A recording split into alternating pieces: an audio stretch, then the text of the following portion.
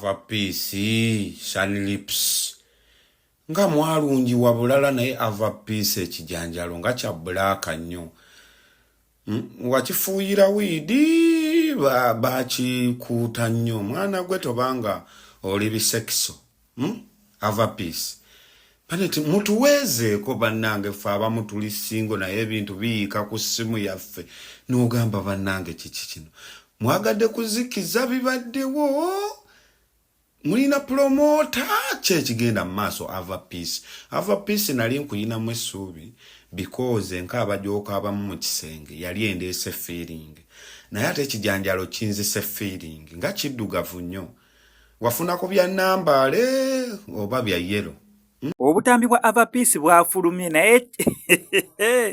abaana bagamba abasigadde bonna bali ku byabwe ava peace yaliko number 1 trending artist nera na mu kino ekintu abakyera gashumba abaddeko yesinga ekintu bakikipinze flag nga bagiwanise ne bagamba ava peace ate yali bulala. However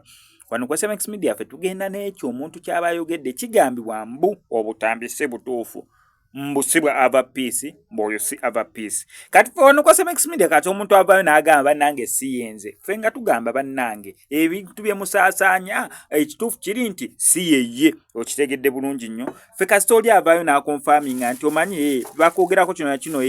naye oyo si yenze naffe nga tujja nga tubagamba bannange oyo si ye ava peace naye abalabyeko bo basiimye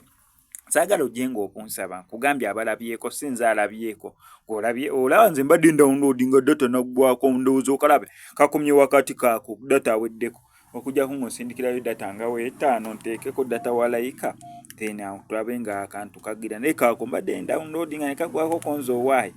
kambwesonyiwe